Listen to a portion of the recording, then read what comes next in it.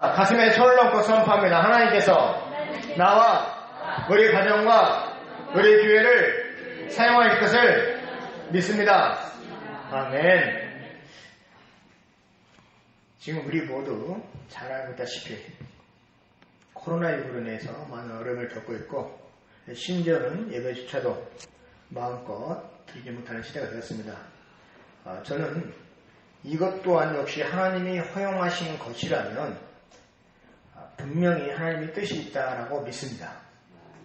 특별히 어떤 생각을 하냐면, 물론 빨리 코로나19가 물러가야 되겠죠. 그리고 이제 백신 개발이나 이 신약 개발이 되어서 우리가 다시 일상으로 돌아갈 수 있는 날이 속히 오기를 고대합니다만, 하나님께서 우리에게 허용하신 뜻이 무엇일까? 진정 알곡과 쭉정이를 발견하는 것을 하나님은 원하시는구나 하는 생각을 해봅니다. 그동안 내가 신앙생활을 하면서 나는 알곡이야 라고 생각하며 신앙생활 하신 분들이 계시죠. 대부분 알곡이라 생각하고 신앙생활을 합니다. 난 특정이야, 나는 가짜야 라고 생각하는 사람은 거의 없을 거예요. 근데 문제는 이제 우리가 마음껏 예배하지 못하고 마음대로 교회 나오지 못하고 그런 상황에 가정에서 예배를 드리고 가정 예배 드리니까 참 좋다, 교회 안 가도 되는구나 라고 생각이 든다면, 너무 자유로워졌다면 그건 하나님이 주신 마음이 아니라는 거예요. 적어도 예배에 대한 갈급함, 찬양에 대한 갈급함, 기도에 대한 갈급함들이 우리에게 있어야 된다는 거죠. 물론 가정에서 드리는 예배는 잘못됐냐 그런 뜻이 아니에요. 가정에서건 교회에서건 직장에서건 내가 어디에 있든지 내가 딛는 이 자리가 바로 예배의 자리라는 것을 당연합니다. 그리고 또 그런 삶을 살아야 되고요.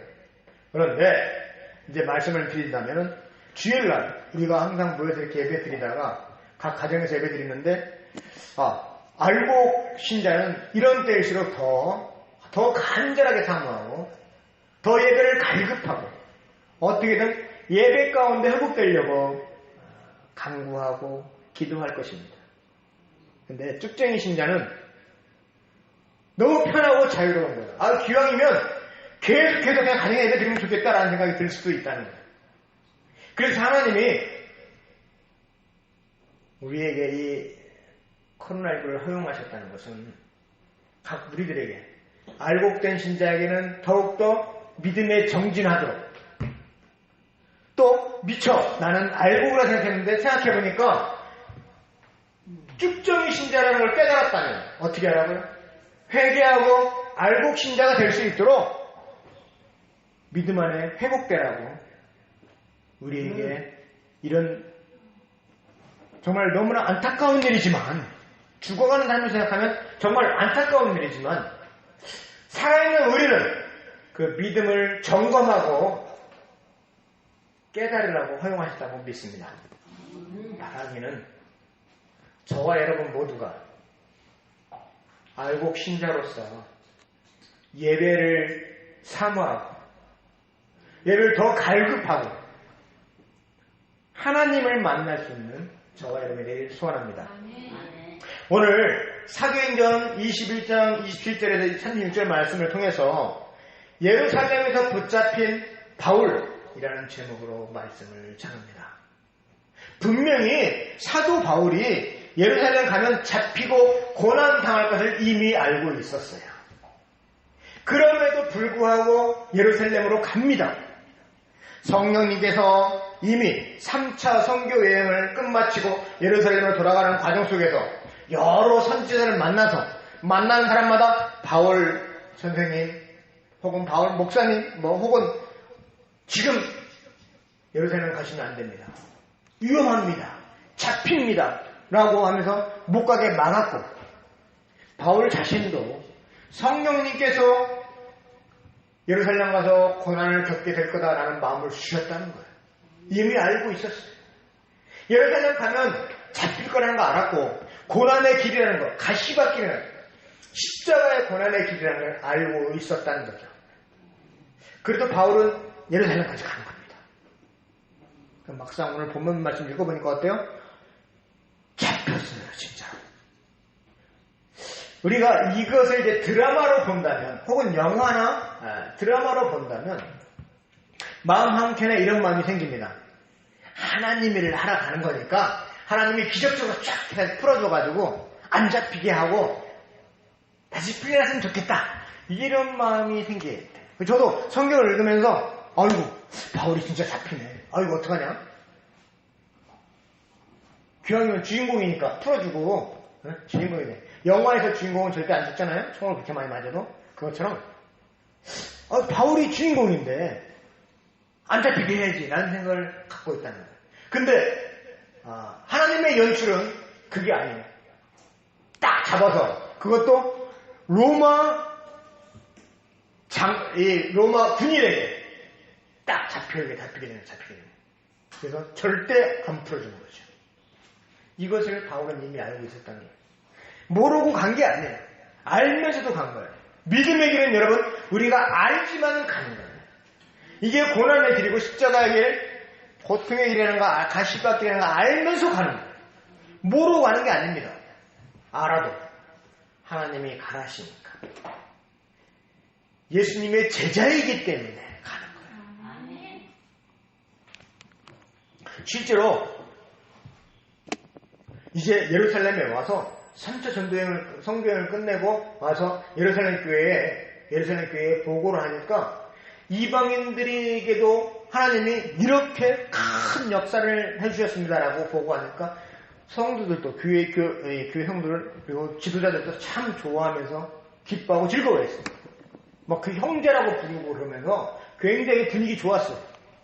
그런데 이 예루살렘 교회 지도자가 이런 부탁을 합니다.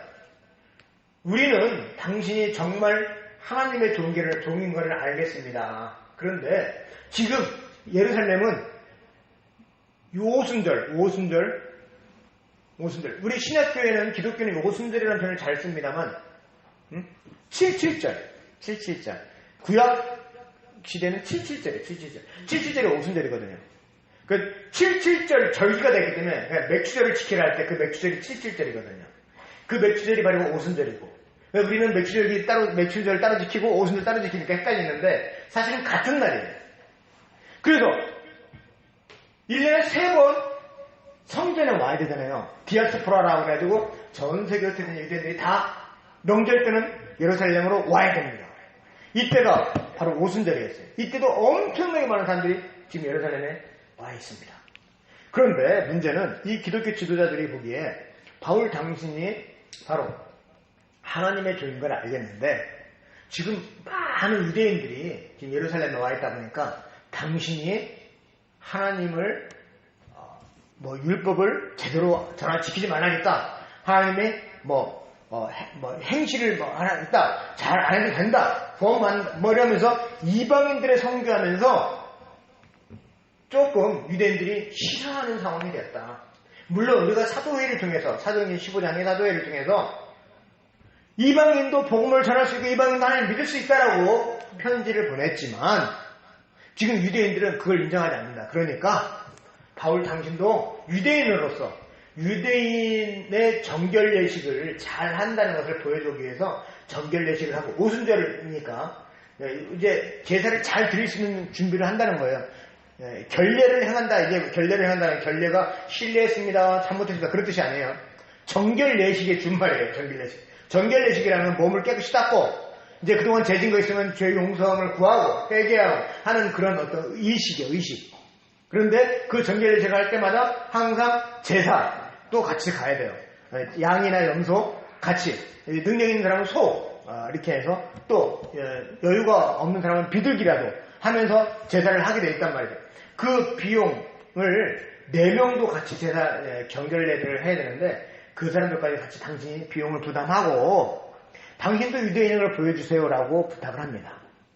사도 바울은 잘못한 게 없단 말이에요.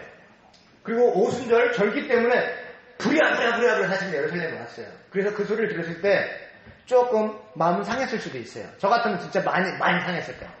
야, 내가 뭐가 잘못했다고? 지금까지 하나님 일을 하려고 오직 복음만 전했는데 라고 하면서 저 같으면 정말 마음이 많이 상했을 거예요. 근데 바울은 그 상황을 받아들입니다. 그래요. 저는 사실 잘못한 게 없습니다. 그리고 유대인으로서 부끄럽지 않습니다. 하지만 더 큰 것을 위해, 더 큰 그림을 위해서 하겠습니다. 정밀례식도 이제 7일 동안, 원래는 30일을 해야 돼, 한 달. 그런데 바로 일주일 후가 바로 오순절이니까 7일 하고 오순절 제사를 드리도록 그렇게 하겠습니다. 하고, 그리고 4명 그 정밀례식 비용까지 다 바울이 지불하고 받아들입니다. 이것을 성경은 굉장히 아름다운 행위로 묘사하고 있어요. 왜냐? 바울이 왜 이렇게 했을까? 전도를 위해서 그렇게 해요. 전도를 위해서. 사실은 본인은 잘못한 게 없어요. 아니면 됩니다. 이 사람들 나를 어떻게 보고 할 수도 있어요. 그런데 받아들입니다. 왜? 전도를 위해서. 지금 유대인들이 어마어마하게 많이 왔으니까 잘됐다. 이번 기회에 오히려 이 유대인들에게 그리고 디아스포라에게 복음을 전하는 좋은 기회다. 나 역시도 유대인이고 하나님의 선배인데 전혀 부끄러움이 없다. 내가 이런 정결례식을 해서 내가 4명의 정결례식 그 비용 지불함으로써 전도만 될 수 있다면 라고 생각을 했다는 거죠. 여러분, 우리도 마찬가지예요. 우리가 살아가면서 사실은 내 자신이 의롭게 살고 내 자신이 믿음만에 사는 것도 정말 너무나 중요합니다. 초대에 말씀드린 것처럼 알곡 신자로서의 삶을 사는 게 너무나 중요해요. 그런데 또 한 가지 중요한 게 있다면 전도라는 전도. 그건 뭐냐? 내가 알곡 신자의 삶을 사는 그 모습을 보고 주변 사람들이 예수를 믿을 수 있는 마음이 생겨야 된다는 거예요. 우린 정말 회개할 게 너무 많아요. 그죠? 저부터도 그렇고. 나 때문에 예수 믿는 사람마저도 실족하게 하고, 나 때문에 앞으로 예수 믿어야 될 그런 수없이 많은 사람들이 나 때문에 교회라면 지긋지긋하다. 예수 믿는 사람이란 지긋지긋하다. 라는 그런 상황을 만들어갔다면 정말 우리는 회개해야 돼요. 조금도 손해 안 보려고 그러죠, 우리는. 조금만 안 당하려고 그러냐. 내가 기분 나쁘고 하면 금방 막 물컥 해버립니다. 사실은 세상 사람들은 우리에 대한 기대치가 높아요. 기독교에 대한 기대치가 높아서. 근데 우리는 사실 그래요, 안 그래요? 우리는 세상 사람은 똑같아요. 참 힘든 일이에요. 근데 예수님은 뭐라고 말씀하시냐면 마태복음 14장 5장 14절에서 이렇게 말씀합니다. 너희는 세상의 빛이라 산 위에 있는 동네가 숨기지 못할 것이라 라고 표현합니다. 이게 무슨 말인지 깊이 생각해 보셨어요? 산 위에 있는 동네가 숨기지 못한다고 표현하시는데 산 위에 있는 동네 어때요? 밑에서 보면 훤히 다 보이는 거죠. 저 사람이 뭘 하고 사는지, 저 사람이 지금 어떻게 사는지 다 알고 있다. 다 보인다는 거예요. 우리 그리스도인들 그런 모습이라는 거예요. 산 위에 동네 사는 사람들이기 때문에 다 보이는 거예요. 세상 사람들이 안 보고 있는 것 같아도 다 보고 있어요. 저 사람이 무슨 짓을 하나. 저 사람이 세상 사람들이 또 얼마나 저기를 하나. 예전에는요. 기독교인이라고 하면 그럼 당신 정말 신실하신 분이군요 하면서 사업 파트너로 그리고 직장에서 굉장히 이렇게 주일 지키는 것만 잘 이렇게 얘기가 되면 너무 성실하게 일하고 그래 다 좋아했어요. 요새는요. 기독교인이라면요. 사업 파트너의 이 계약서 썼던 것도요. 당신 기독교인이에요? 진짜인데요. 계약서. 기독교인한테 더 많이 당했대요. 저와 여러분에는 좀 이게 감이 떨어지는 얘기입니다만 현실이잖아요. 현실. 그리고 직장인 중에 기독교인 들어오잖아요. 다 경계합니다. 제가 또 무슨 우리 이런 시대를 살고 있어요. 재건축 재개발한다고 하면은 제일 늦게까지 남아있는 곳이 교회예요. 제일 많이 보상받으려고. 그리고 교회로 몰려들어요 사람들이. 마지막까지 투쟁합니다 교회라서. 이게 무슨 일입니까 이게? 전도 안 되죠. 지금은 뭐 큰일을 하는 것 같죠. 근데 전도가 안 돼요. 왜 이렇게 됐을까요? 산 위에 사는 동네인데 안 좋은 것만 보여주는 거예요. 안타깝게도. 온 세상 사람들이 나를 바라보고 있어요. 여러분. 안 보고 있는 거 관심 없는 것 같아도 바라보고 있어요. 사도 바울도 자기는 잘못한 거 하나도 없지만 받아들이는 그 입장을 생각해 보세요. 심지어는 우리는 내가 잘못해서 겪는 그 일도 못한다고 그러죠.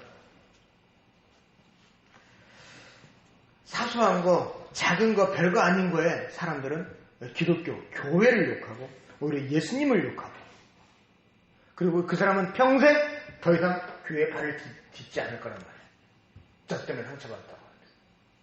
그건 이제 그 사람이 손해지만, 그 사람이 성모가 역사는 당신이 손해지만, 결국엔 하나님은 그 피값을 누구에 찾는 거예요? 나한테 찾습니다. 성경에는 분명히 나와 있죠.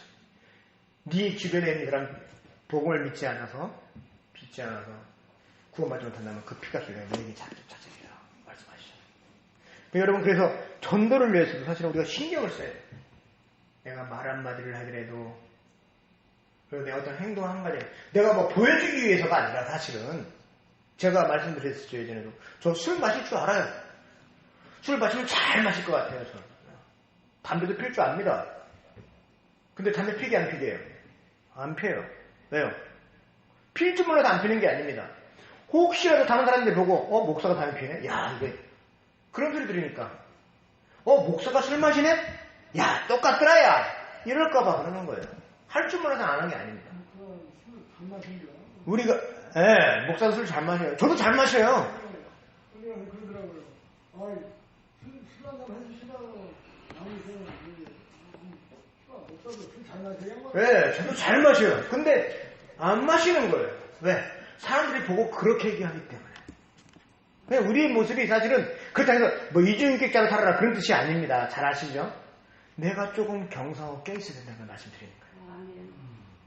27절 보니까 그 이래가 거의 참에 아시아로부터 온 유대인들이 성전에서 바울을 보고 모든 무리를 충동하여 그를 붙들고, 자, 이래가 찾다 했어요. 이래가 뭐냐면 7일. 그러니까 정결 예식 기간 7일 동안 이제 다 됐어요. 예식 정결 예식은 끝났고 이제 오순절 제사를 드리러 가면 되는 거, 성전에 가서.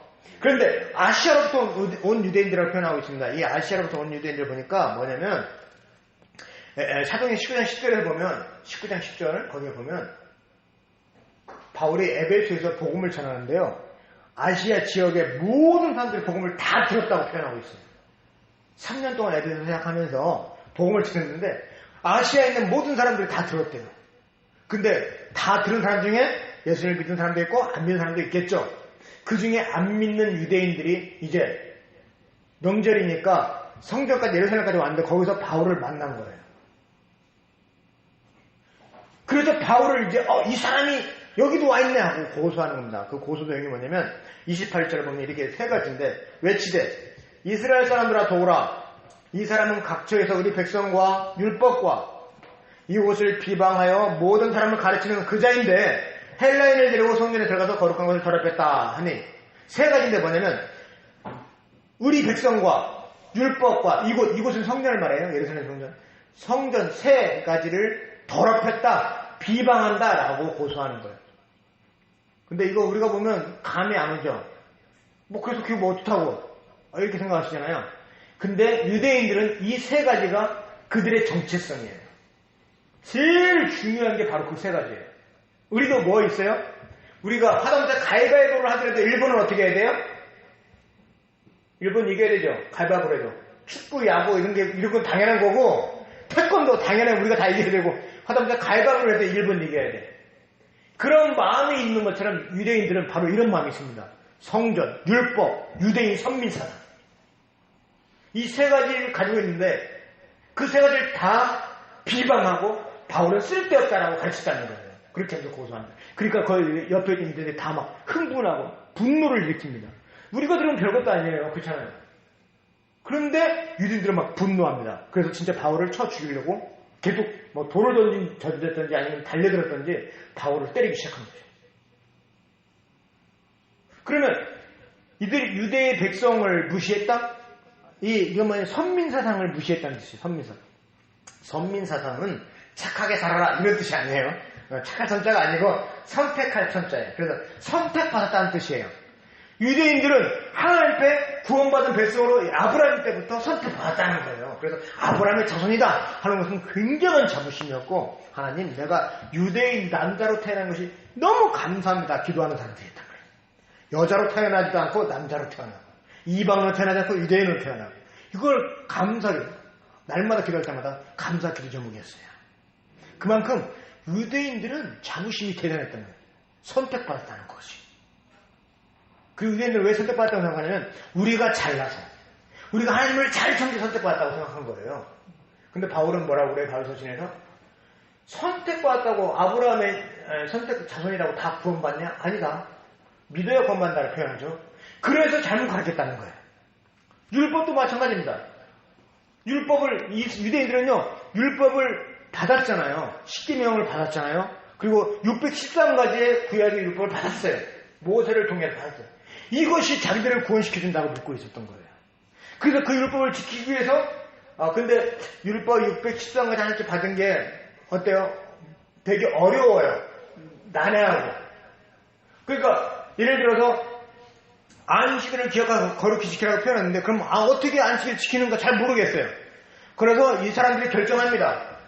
안식일 날 5리 이상, 그러니까 2km 이상 걸어가면 죄고, 2km까지만 가면은 죄가 아니야. 또 양이 구덩이에 빠질 때 양을 건지면 죄고, 아니 죄가 아니고, 이런 식으로 다 구분했어요. 그리고 심지어는 어떤 것도 있냐면,